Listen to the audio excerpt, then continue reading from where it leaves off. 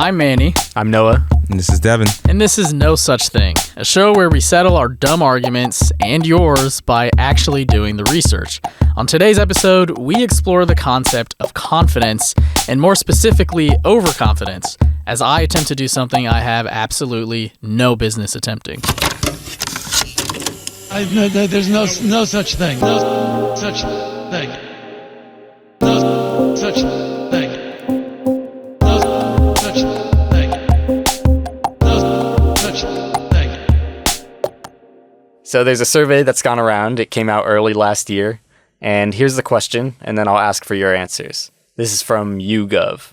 The question is, how confident are you that you could safely land a passenger airplane in an emergency situation, relying only on the assistance of air traffic control? And you can answer very confident, somewhat confident, not very confident, not at all confident, or not sure. And this, you're not landing it by yourself, like someone's No, they're all on the phone with you, telling you what to do. Yeah. Okay. I would probably say not very confident to not at all. I'm somewhere between there. I'm pretty confident I could land a plane. Very? Yeah. I think somewhere between somewhat and very confident. If someone's giving me instructions, I think I could do it. I think that's how I feel too. So you both think that I'd say very, I think. Very between confident. someone and very, when you're landing an airplane, you either land it or everyone dies. So there's a lot of pressure. There's right? a lot It's of not pressure. just I think that's helping me though. no. I I think think that's definitely hurting. It's not just like I don't wanna okay, Also, yeah. you know, if you don't land it, everything's cool. Like even think about like my first time driving a car. I was so nervous with the driving instructor. Yeah. And like the stakes are so much lower. Yeah, I guess from what I understand of landing planes, which isn't much, but it just seems like because of the way planes are set up, it's all just like Is this a commercial plane? passenger airplane. Yeah, that's Okay, like that's a a commercial. commercial So I'm jet. assuming This big is not a- Boeing 747. thing. Not like And y'all think y'all could land the Boeing? Well, If someone tells me what to do. I think that's easier. I'm saying I think that would be easier than a small little plane where it's like, okay, like, because these planes have so many buttons, it seems like it's mostly kind of automatically set Yeah, up. You well, just yeah, a lot of toggle the it's right automated. things. Yeah, but y'all are confused, okay? Once they're in the sky, landing and takeoff are still done by pilots. It's like a random person can't just take off. Yeah, But maybe and they alone. can.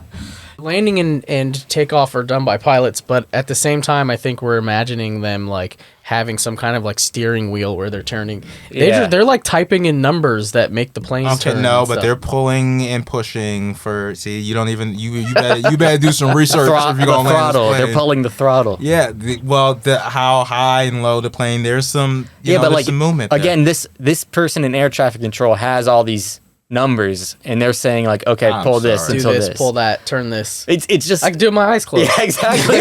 I'm not even I'm looking pressing at a keyboard. I'm yeah. sorry, that is insane. The fact that you would have hundreds of people on this plane, you have never flown a plane in your life before, and both of you think that, yeah, I could probably do that. Have you been on a plane when people clap when you land? Yeah. That's someone who does this like every day of their lives. Like there's Yeah. landing Well, a plane the is people who not clap like, are weird. Yeah. It's not like okay, that's true. we There's can't people talk who about clap these are weird. people, yeah. Flying a plane is not just something that anyone can do. I'm not Anyone saying could that. do it probably. We just don't because there's not that many planes. I mean, if there were the more demand, planes, yeah, the more demand people- isn't really there. I don't even look. I think that's crazy. I think most people shouldn't even be allowed to drive. Does the survey say what percentage of people think they can do it? I can read you the results. Okay, yeah. Yeah. So this is for all people that answered. Very confident is 13%. Okay. Somewhat confident is 19%. Not very confident is 17%. Not at all confident is 42%. Okay, so most people are normal. And not sure is 9%. So combine the somewhat and very confident numbers. Yeah, that would be 19 plus 13, 32. So 32% 32%. of people? 32% of all people, yeah. That's people- crazy. This is the weird part. I don't think 32% of people could safely land a It's plane. 1 in 3 people. But I believe that I could. What? Are you a good driver? Yeah, I'm a great driver. I used to deliver pizza. What the hell does that have to do with it? Because some of the worst drivers I know deliver pizza. No, you have to be able to weave around traffic. You want to get there on time. You have to know how to parallel park. And you don't need to do that with a plane. The runway is clear. But you said you don't think that 30-something% of people could do that, right? You think that's... To land the plane? Yeah, no. you don't. You're built different. You can do it. I am built Yeah. different. I'm not at all confident. I think if I landed the plane, it would be a miracle. Well, it would be a miracle for any of us to do it. That I agree with. Yeah, but not. It would be really hard. Well, but I y'all don't know, said, actually, yeah. How is it a miracle if both of you feel like you could? Y'all Because- y'all well, doing miracles out here daily? Just because it's an emergency I mean, situation. just And look yes, at every day is a miracle. While we're here, I treat every day when I wake up as a miracle. Thank you very much. every heartbeat. But the reason why I feel like it would be such a miracle is like just think of the headline: guy who's never flown a plane before lands. Yeah, and I think plane that's my point. based is that, on the very specific instructions given to him. yes. Through the headphones. So this did by a pilot. happen not too long ago, but it was a small plane. The man with a career in flooring sales explains how he became impromptu pilot when the real pilot passed out at the controls. They reached over his body because he's at this point unresponsive and slowly started to pull back on the stick and turn. How did you know how to do that? Just common sense, I guess, being on airplanes. And the guy had flown like hundreds of times before, and he was able to land the plane, but it was a smaller plane. He had been, Yeah. in the small planes, you see what the guy is doing all the time. Yeah. Neither one of you have ever been in a cockpit, and you think you I've could been in a last. small plane. I've been in a cockpit just to like say hi to the pilot. Okay, but you I've haven't- also played Ace Combat, multiple games in that series. yeah, have you ever heard of Star Fox? So by gender, this is how it breaks down. Mm-hmm. So for very confident, which was 13% of all people, it's male 20% and female 7%. Yep. Ladies got their mind right. So No, they need to feel more yeah, confident it's, about it's themselves. society that's They're realistic. unfortunately, The ladies are realistic. push down our the guys our are- confident The queens. sky is the limit, queens. I think this is a classic case of guys just thinking they can do shit that they can't. In my opinion, it's a bad thing that women don't feel more confident, women are and it's not a detriment to to me. Yeah. I wish everyone was answering that they're very If I was confident. on a guess. plane and the pilot passed out, I wish men and women stood up to volunteer to land I the would, plane. and I would also say I would probably prefer a confident woman to take that. Yeah. I fully believe that like men in general are too like overconfident about things, but I perfect think example this here. specific I think this specific question is different though because Why? you aren't relying on yourself. You're relying on a professional who knows how to land a plane. No, but you are the person who is at the end of the day going to be responsible for whether or not you live or die.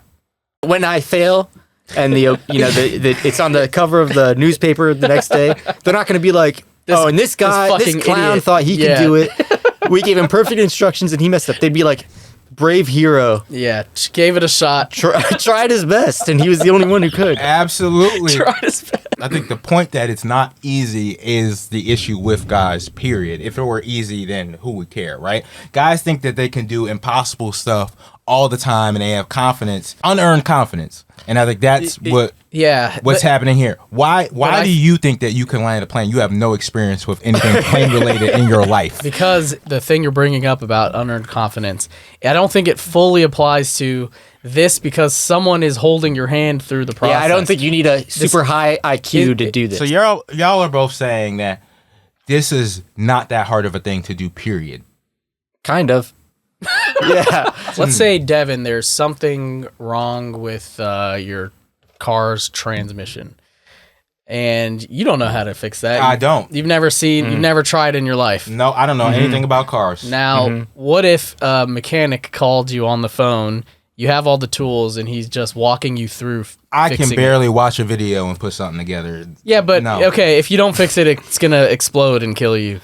Okay, yeah, this There next you a go. little bit higher. I'm gonna try a little bit harder. I think you could fix it if he told you exactly what to do. I think That doesn't mean his job's easy. you can only give me but so much guidance. But at a certain point, there's a lot of judgment also involved. They can tell you what button to press. They can tell you when to do something, but you are still flying a plane. This isn't like putting something together or taking something apart, right? Like this is a moving vehicle in the sky, and there's a lot of things that can go wrong. I think y'all are thinking of it as like, okay, you're putting together IKEA furniture with like a blindfold. Like, can you do it? I guess from my perspective, from what little I do know about these planes, is it kind of is like that more so than a race car going around a crazy bend. Yeah, that is skill based, and like you need a very special amount. Y'all of are skill talking like that. there's gonna be wind. There's gonna be things that I know we're not like putting like something extra in the stuff. middle of the tarmac intentionally, but like there's probably gonna be something happening that day.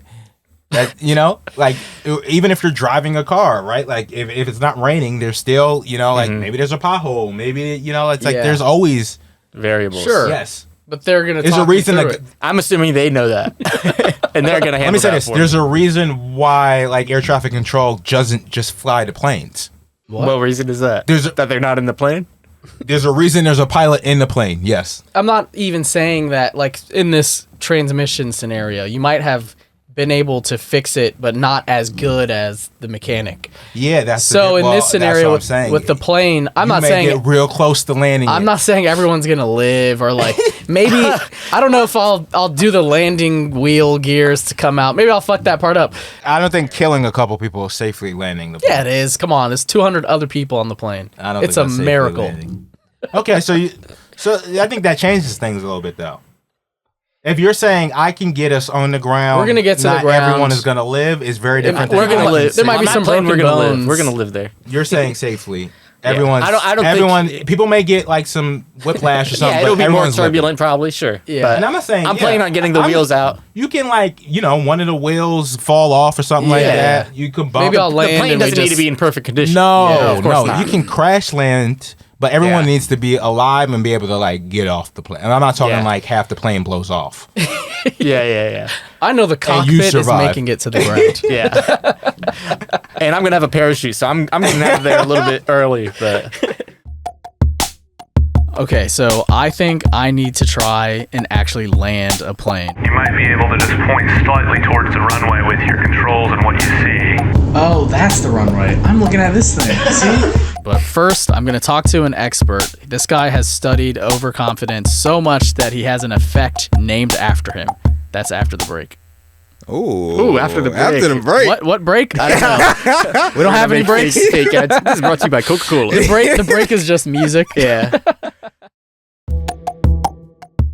All right, we're back. I'm Manny. Noah. Devin. Okay, last time we were here, we debated whether Noah and I could land a plane given instructions by air traffic we control. debated whether all of us would be able to land a plane. Yeah, but it turned into me and Noah because you decided that we were crazy. I interviewed this guy named David Dunning. He's a psychology professor at the University of Michigan. I went to Ohio State, so I almost hung up the call when I found that out, but we let it slide. David Dunning is the founder of this concept called the Dunning-Kruger effect. Well, the Dunning-Kruger effect is, as it's come to be known in popular culture, is the idea that those who lack expertise lack the expertise they need to recognize that they lack expertise. So they do quite badly in various skills, but they think they're doing just fine until the world really makes the lesson very, very clear. He's saying that these people don't even realize. I thought it was like, okay, I'm super confident at this thing. I try this thing thinking I'm going to be good at it. But then as I'm doing it, maybe I realize, okay, it's like we talked about like playing Serena Williams in tennis. Mm-hmm. Obviously, that's an extreme example, but it's interesting that he says the person doesn't even realize they're not good at it even while or after doing it. Yeah, that's like total obliviousness Yeah. versus in the plane scenario, we're talking about saying, I'll try this. Yeah. Yes. Not like maybe you're doing it and now the plane is crashing and being like, oh, this is fine. Yeah. Which, like, Devin, you have to allow. That's different then. We're not that delusional. Yeah. Well, with our example is if you don't do it well, you die. Versus Right. like if it was like you thought you were great at like painting or something. I wondered whether it's a quote-unquote good or quote-unquote bad thing to be overconfident in an area. The way I like to think about it is if you are a general and you're leading your troops to battle. Now, the day before the invasion, You want to be very, very underconfident. You want to worry about every contingency, every risk, everything that could go wrong, every devious scheme the enemy might have and prepare for it. You don't want to be overconfident. You want to be diligent to a fault. But then the day of the battle, you want to be overconfident because you want to transmit to your troops that this is the plan and we got to go in, because that's the way you're going to succeed. So confidence and overconfidence is something that you manage. There are times when it's good to be overconfident, as long as you're flexible. And there are times to be underconfident. But you have to know the difference of when you're in the first situation versus the second situation. So that's the way I think about it. Yeah, I think sports is the easiest example to think of. Like, at some point you have to push yourself to try to do something. Yeah. Or like even just working out or something. Where Yeah, it's like, yeah. It's easy in like, X minutes into a workout to be like, oh man, I'm really tired. I don't want to do this last thing. Mm-hmm. Obviously you push yourself as the Peloton instructor is screaming at you. Exactly. And then you feel better like they promise you would. Adrian's and you can and do it. you can do it. It's not and like, you're like, yeah, I can do it. Yeah. So, I mean, shout out to them. Yeah, and to try to kind of tie this to the plane scenario, I guess he's saying it's bad that we're confident before we're in the scenario. That's true. Right, Yeah, right that's now, interesting, see, yeah. he's saying basically you should be me right now. Studying, like, You should okay, be what looking- exactly You do want I to be need? prepared and measured, but when the emergency comes, it is good to be confident. Yeah, roll up the sleeves. Let's Which get it is like done. the inverse of what we are. We're confident before the emergency happens. And when the emergency happens, we're nervous and like, can we do it? Yeah, Just I'll be in like, case hey, it's- Captain, if you need a few minutes off, just, I'm in row 17 back there. Economy. So the next thing we talked about was this kind of breakdown between men and women, like the gender aspect to this. Because as a reminder, men were way more confident than women were in this specific question. If something is identified with a gender, like sports with men and still cooking with women, people will tend to be overconfident and confident in the things that are identified with their gender. That is, one of the things that produces this overconfidence is this preconceived notion you have about yourself. So if you think you know everything, you're male, you're just much more likely to think you know everything about sports because you watch a lot of sports. It's not as true as it used to be, but it still is true. So men will be more confident and overconfident in what they know about sports than women. It'll flip if you talk about something that's identified with being a woman. So it's not necessarily that women are just less confident than men. It's that society gives women fewer things to be confident about. Yeah. So it's kind of a circular argument, but... Right. The next question I asked him was, I just wanted to get his thoughts on the survey. It's, I think, 32% of people feel somewhat to very confident that they could land a plane in an emergency situation.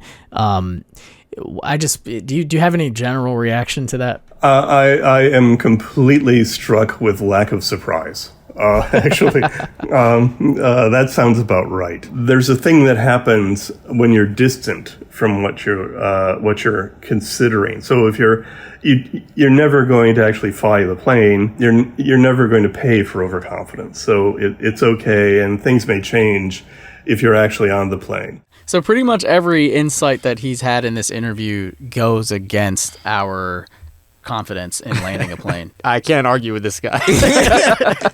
This guy sounds like he knows what he's talking about. I guess I still probably wouldn't change my answer at this point. I don't think I would either, but it's like, and you know what? I mean, I'm learning more. I don't about know if this. that's necessarily. I don't think that's his point either. No, Yes, I think he's It's just like we're falling explaining. into how it. That's just how Yeah. it works. This is just the way we all think about Yeah. this. It's just explaining why you Why we're idiots. are both so overconfident, And even why- though you yeah. shouldn't be. And it is easy to feel that way now, obviously. Yeah, because you're not on a plane falling out of the sky. Yeah. You're not in a scenario where you possibly would be. Now, I had one more question for him. If you were given instruction by an air traffic controller, do you think you could land a plane in an emergency situation? Oh, absolutely not. I react too slow. I overthink. People think that people are answering because of self-puffery, but really what it is they don't know everything that's going to happen. They have no idea. but in that they have some idea. Well, there's a little steering wheel, and you just do the steering wheel. It's like a video game. I'm great at video games. Yeah. So they have. You're doing a great impression of me. Yeah. So he kind of cooked me at the end there. I just found it so interesting to understand a little bit better, like why we thought the way that we thought. And why we think the way that we think. Yeah, present tense. Currently. Because at the end of the day, I think we still... Maybe I'm going to go from like very confident to somewhat confident after learning why I think this way.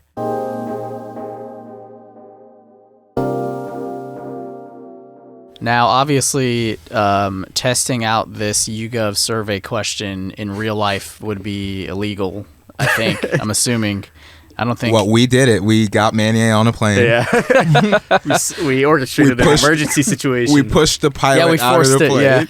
Yeah. You've probably been hearing about these little Boeing incidents, and that's been us trying to get this ready. What if one of the doors falls We're just trying to make a really good podcast. So we can't actually do this experiment in real life, but we did the next best thing, which is a flight simulator. So the three of us went to a place called Manhattan Flight Club in Midtown, New York City, and we linked up with a pilot named Taylor Loosely, and we decided to try and play out this scenario as close as we could get it to the scenario in the YouGov survey question. So we get to the Manhattan Flight Club, and then we get in, we meet Taylor, and he takes us to the actual simulator. This was a chair at a desk, and it had like two big monitors, but it was legit. Like they had like all these controls. Yeah, it had all the components. He said it was FCC whatever, right? You mean FAA certified. Yeah. Taylor, who was so kind to help us out with this and so patient because we had the dumbest questions ever. He is not an air traffic controller, and so he's just a pilot, and he knows how to pilot these smaller aircrafts. And so it's worth noting before we listen to the tape that the simulation we were running, it was not a simulation of a passenger commercial jet. The simulation is a smaller aircraft. So let's take a listen to to me trying to land a plane in an emergency. All right, this is Manny. I'm here with Noah and Devin at the Manhattan Flight Club flight simulator. I'm looking at this kind of monstrous setup here, and I will say I'm a little less confident than I was when we first recorded. Let's do this. 4 Foxtrot Tango, are you still heading towards runway 22? 4 Foxtrot Tango, copy. I'm hearing a voice, but I don't know how to respond to the voice. 4 Foxtrot Tango, I see you losing altitude early. Are you in an emergency situation? 4 Foxtrot Tango? Yes! Please respond. Okay, I'm going to try this. 4 Foxtrot Tango, if there's a pilot incapacitation, look for a red button on your controls to talk to us. Oh. There should be a red button on your control wheel. Oh, shit. Okay. Hello? Can you hear me? 4 Foxtrot Tango, I heard your transmission. Are you a pilot at the controls? I'm only technically a pilot, but I've never flown a plane before. Our pilot had some kind of emergency, and now I'm at the wheel. 4 Foxtrot Tango, roger, understood. I'm going to declare an emergency, and it's going to help you get to the runway. So stay calm, and we're going to figure this out together. Sound good? That sounds great. Thank you. Thank you so much. 4 Foxtrot Tango, are you able to see what looks like a compass with north, south, east, and some other numbers on one of the dials in front of you? Yes. The dial on the top has that. We're wanting you to turn to the south. Are you able to turn right to the letter S, as you see on the dial? Yes, I'll try it. Go ahead and stop your turn now. It just keeps turning. 4 Foxtrot Tango, to stop the turn, punch the controls left. 4 Foxtrot Tango, you're doing good. You're headed towards the final approach path of the runway here. Go ahead and verify that, just so we can see you, your landing light is on. Here's one problem I see. If I go to press a button, I'm then not on the steering wheel. 4 Foxtrot Tango, understood. Go ahead and now turn left left to 15. So it's on the other side of the letter S. Okay. Your left turn is looking good. We see you turning left on the screen here. Go ahead and reduce that throttle by about 1/4 of an inch. We're going to start your descent here to help you out. Okay, I'm just trying to balance. I do love that sometimes Manny asks as if these are suggestions. He's like, I can't, I'll get to it later. You might be able to just point slightly towards the runway with your controls and what you see. Oh, that's the runway. I'm looking at this thing. See?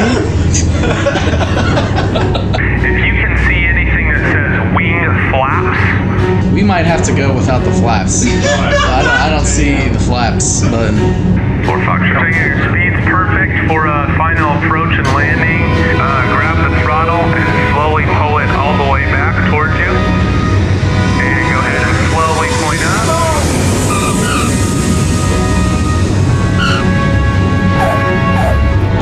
Oh, we landed. To push the left side. Let's go.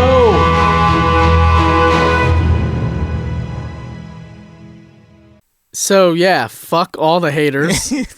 I landed the goddamn plane. It was obviously a lot rockier than I thought it was going to be, but I did it. So now, after having done the simulation, do you think that you feel more or less confident than beforehand about the probability of you successfully landing an actual plane? What I learned was that, number one, pretty good at this, I think. I'm pretty good at landing planes. Well, now you must be more confident. Well, here's the tricky part. The reason why I'm not more confident is because it goes without saying this is a much different scenario than in real life. Yes. And of course we knew that going into it, but sitting in the chair, seeing all the controls, doing everything he was telling me to do, I'm still confident that I could do this. Yeah. But I now have more respect for like how hard it actually is. Yeah. Just the overwhelming amount of numbers and dials and controls and switches and levers and buttons that are sitting in front of you are so overwhelming that and I know that Taylor, our fake air traffic control guy, was saying exactly what to do, but when he says press the red button, there's 50 red buttons. It was very hard to get. And they're through not that necessarily labeled so clearly because they're not labeled for this scenario. Yeah, it's not like here's the one you really need. Now the other reason I'm probably a little less confident is this. So after the experiment, I emailed Taylor to try and tell us what the difference is between that aircraft we did in the simulator versus a real passenger jet that would have 200 people on it. There are two key differences. One is that it's even more complex, the controls on a bigger flight. However, he noted that in this emergency scenario, you would be ignoring 90% of the controls on the plane. Yeah. But more stuff to look at. There's more stuff you have to get through. So that's hard. Yeah. The second part is pretty detrimental. The speed of the aircraft. Our aircraft was going and landing at around 70 knots. Okay. Do I know what that means? No. Okay. But a passenger jet goes at 120 to 150 knots. Okay. So essentially, I'd be doing that simulation at twice the speed. Oh. Yeah. And that just gives you so much fewer minutes. Yeah, because you have so much time to mess around. Reaction time is figure it out. In the simulation, we were really slowly going back and forth to find the control. And you can correct everything. Removing this from the very specific plane scenario, I think this is, I'll definitely think about using confidence, in my kind of regular life and how I actually can use it to my advantage. Using confidence as a tool, I think, is an interesting takeaway. Yeah. Being more intentional about using confidence in that way. Yeah. Although I feel like sometimes you just can't control it, Yeah. I can't control the fact that I don't think I could land that plane. You can't necessarily lie to yourself in that way. I'm too real, Too honest. Well, the other part of the Dunning-Kruger effect is people who are not confident when they should be. So maybe you can land a plane. I get a little bit nervous whenever I get on a plane. I have this vision where everyone's screaming out their lover's name. And then I think of my mother as I become one with the flames. But now nothing ever happens. No Such Thing is produced by Manny Fidel, Noah Friedman, and Devan Joseph. The theme song is by me, Manny. This song is Nothing Ever Happens by Daryl Ron. Our guest this week was David Dunning. Thanks to our friends for their notes, Julia Lindsay and Mia DeGraff. And visit nosuchthing.show to see our setup for the flight simulator. But nothing ever happens. Next week on No Such Thing, the return of slurs. I couldn't understand the power of these words until they used them against LeBron James.